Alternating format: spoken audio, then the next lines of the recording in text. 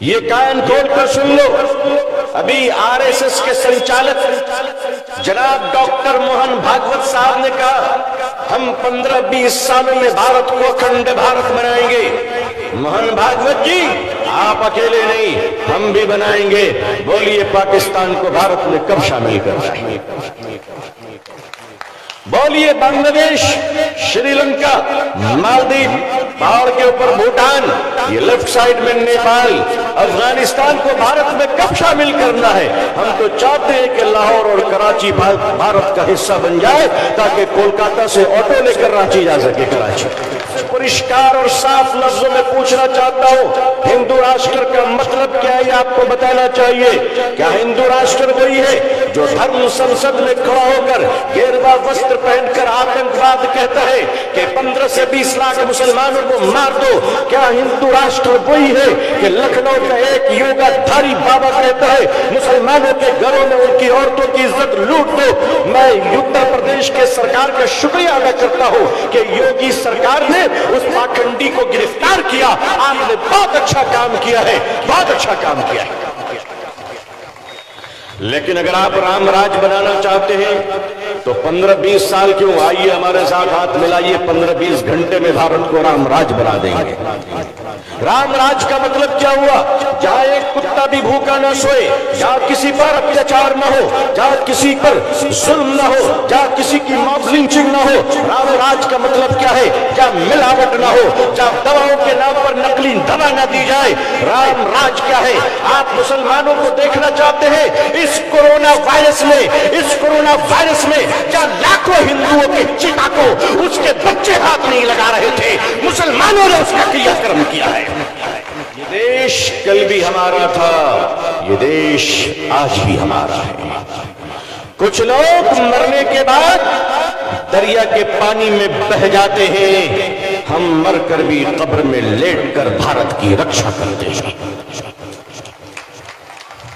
तुम्हारे अंतिम संस्कार हम करें, तुम्हारे चिता को अग्नि हम दें और तुम हमारे घरों को बुलडोजर से तोड़ते हो।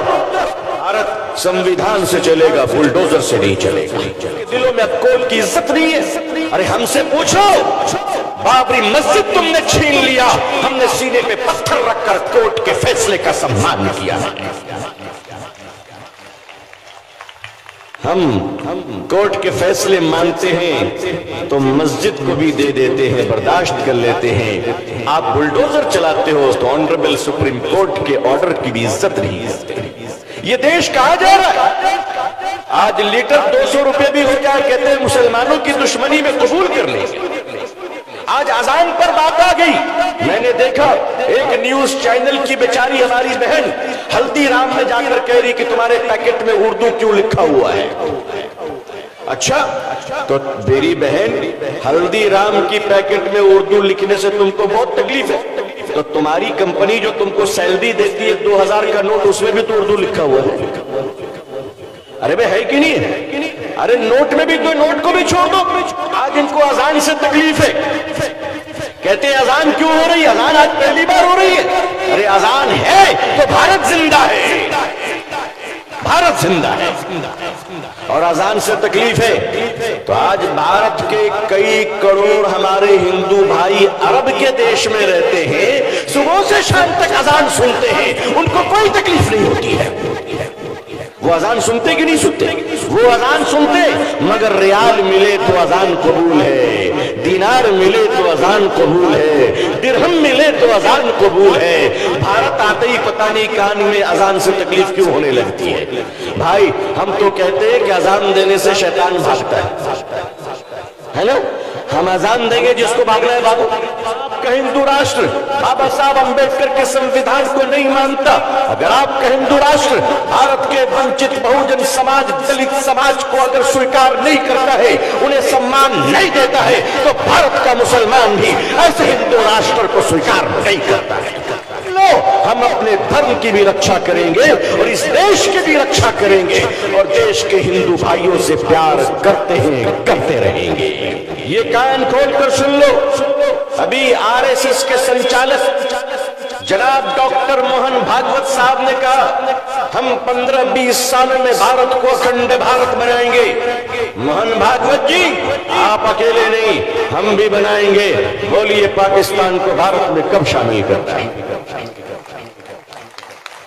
बोलिए बांग्लादेश, श्रीलंका, मालदीव, पहाड़ के ऊपर भूटान, ये लेफ्ट साइड में नेपाल, अफगानिस्तान को भारत में कब शामिल करना है? हम तो चाहते हैं कि लाहौर और कराची भारत का हिस्सा बन जाए ताकि कोलकाता से ऑटो लेकर रांची जा सके कराची। आप कहते हैं अखंड भारत, मुसलमान अखंड भारत के साथ है। आप कहते हैं हिंदू राष्ट्र। मैं आपसे परिष्कार और साफ लफ्जों में पूछना चाहता हूं, हिंदू राष्ट्र का मतलब क्या है आपको बताना चाहिए। क्या हिंदू राष्ट्र वही है जो धर्म संसद में खड़ा होकर गेरुआ वस्त्र पहनकर आतंकवाद कहता है कि 15 से 20 लाख मुसलमानों को मार दो? क्या हिंदू राष्ट्र वही है कि लखनऊ का एक योगाधारी बाबा कहता है मुसलमानों के घरों में उनकी औरतों की इज्जत लूट दो? मैं उत्तर प्रदेश के सरकार का शुक्रिया अदा करता हूं कि योगी सरकार ने उस पाखंडी को गिरफ्तार किया। आपने बहुत अच्छा काम किया है, बहुत अच्छा काम किया है। लेकिन मोहन भागवत जी, अगर आपका हिंदू राष्ट्र मनुस्मृति को बुलाता है, अगर आपका हिंदू राष्ट्र बाबा साहब अंबेडकर के संविधान को नहीं मानता, अगर आपका हिंदू राष्ट्र भारत के वंचित बहुजन समाज, दलित समाज को अगर स्वीकार नहीं करता है, उन्हें सम्मान नहीं देता है, तो भारत का मुसलमान भी ऐसे हिंदू राष्ट्र को स्वीकार नहीं करता है। लेकिन अगर आप राम राज बनाना चाहते हैं तो 15-20 साल क्यों, आइए हमारे साथ हाथ मिलाइए, 15-20 घंटे में भारत को राम राज बना देंगे। राम राज का मतलब क्या हुआ? जहां एक कुत्ता भी भूखा न सोए, जहां किसी पर अत्याचार न हो, जहां किसी पर जुल्म न हो, जहां किसी की मॉब लिंचिंग न हो। राम राज का मतलब क्या है? जहां मिलावट न हो, जहां दवाओं के नाम पर नकली दवा न दी जाए। राम राज क्या है? आप मुसलमानों को देखना चाहते हैं इस कोरोना वायरस में, इस कोरोना वायरस में जहां लाखों हिंदुओं के चिता को उसके बच्चे हाथ नहीं लगा रहे थे, मुसलमानों ने उसका क्रियाक्रम किया है।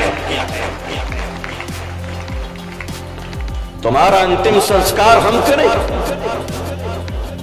तुम्हारे अंतिम संस्कार हम करें, तुम्हारे चिता को अग्नि हम दें और तुम हमारे घरों को बुलडोजर से तोड़ते हो। मध्य प्रदेश के गवर्नमेंट ऑनरेबल चीफ मिनिस्टर साहब जनाब शिवराज सिंह चौहान साहब, जनाब शिवराज चौहान साहब और आपके माननीय गृह मंत्री होम मिनिस्टर साहब, जरा ये तो बताइए कि आपने उनके घरों को भी तोड़ दिया जो आदमी बेचारा जेल में बंद है, और आप कहते हैं कि पथराव वो कर रहा था। तो या तो आप झूठ बोल रहे हैं या फिर जेल का जेलर झूठ बोल रहा है। क्या अत्याचार है? भारत संविधान से चलेगा, बुलडोजर से नहीं चलेगा। अभी कल रमजान का महीना, दिल्ली के अंदर जहांगीरपुरी में ऑनरेबल सुप्रीम कोर्ट ने कहा बुलडोजर नहीं चला जाएगा, फिर भी चलाया जा रहा है। मतलब इस देश में अब कोर्ट का सम्मान भारत सरकार भी नहीं कर रही है। आपके दिलों में कोर्ट की इज्जत नहीं है। अरे हमसे पूछो, बाबरी मस्जिद तुमने छीन लिया, हमने सीने पे पत्थर रखकर कोर्ट के फैसले का सम्मान किया है। हम कोर्ट के फैसले मानते हैं तो मस्जिद को भी दे देते हैं, बर्दाश्त कर लेते हैं। आप बुलडोजर चलाते हो तो ऑनरेबल सुप्रीम कोर्ट के ऑर्डर की भी इज्जत नहीं है। ये देश कहा जा रहा है। आज लीटर 200 रुपए भी हो जाए, कहते हैं मुसलमानों की दुश्मनी में कबूल कर ली। आज अजान पर बात आ गई। मैंने देखा एक न्यूज चैनल की बेचारी हमारी बहन हल्दीराम में जाकर कह रही कि तुम्हारे पैकेट में उर्दू क्यों लिखा हुआ है। अच्छा, तो मेरी बहन हल्दीराम की पैकेट में उर्दू लिखने से तुमको बहुत तकलीफ है, तो तुम्हारी कंपनी जो तुमको सैलरी देती है 2000 का नोट, उसमें भी तो उर्दू लिखा हुआ। अरे भाई है कि नहीं है? अरे नोट में भी तो, नोट को भी छोड़ दो। आज इनको अजान से तकलीफ है, कहते हैं अजान क्यों हो रही है? अजान आज पहली बार हो रही है। अरे अजान है तो भारत जिंदा है, भारत जिंदा है। और अजान से तकलीफ है, तो आज भारत के कई करोड़ हमारे हिंदू भाई अरब के देश में रहते हैं, सुबह से शाम तक अजान सुनते हैं, उनको कोई तकलीफ नहीं होती है। वो अजान सुनते कि नहीं सुनते? वो अजान सुनते, मगर रियाल मिले तो अजान कबूल है, दिनार मिले तो अजान कबूल है, दिरहम मिले तो अजान कबूल है। भारत आते ही पता नहीं कान में अजान से तकलीफ क्यों होने लगती है। भाई हम तो कहते हैं कि अजान देने से शैतान भागता है ना? हम अजान देंगे, जिसको भागना है भागो, जो इंसान होगा वो टिक जाएगा। भाई अजान से प्रेम मोहब्बत करो। आप कहते हो हनुमान चालीसा पढ़ेंगे, आप दिन रात पढ़ो, हम आपका सम्मान करेंगे, जरूरत पड़ेगी तो आपको पानी भी पिलाएंगे। हमें आपसे कोई तकलीफ नहीं है, हमें कोई तकलीफ नहीं। आप हमारे चिड़ में पड़ते हो, एक काम करो, एक तरफ आप बैठ जाओ हनुमान चालीसा लेकर, मैं पूछता हूँ तुम्हें पढ़ना आता है? जो पढ़ोगे, अरे हमें चैलेंज करो, हम तो छोटे छोटे बच्चों को लेकर आ जाएंगे जो पूरे दिन में कुरान पढ़ देगा। हमारे पास हाफिज कुरान है माशाअल्लाह। आपको पढ़ना आता है? अगर आपने पढ़ा होता तो इंसान बनते, भगवत गीता पढ़ा होता तो मानवता आती, अगर वेद पढ़ा होता तो मानवता आती। तुम धर्म ग्रंथ पढ़ते हो हमें डराने के लिए, तो सुन लो, हम अपने धर्म की भी रक्षा करेंगे और इस देश की भी रक्षा करेंगे और देश के हिंदू भाइयों से प्यार करते हैं, करते रहेंगे। अज़ीज़ान मिल्लत, बड़ा रूहानी मौका है।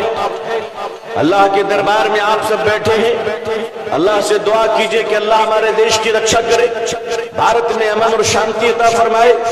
मुसलमान भाई हिंदू भाइयों को मिलकर प्यार से मोहब्बत के साथ गले मिलकर रहने की तौफीक दे। अल्लाह प्यार की बारिश बरसाए, बंगाल में अमन और शांति दे, अल्लाह पूरे देश में और पूरी दुनिया में अमन और शांति दे।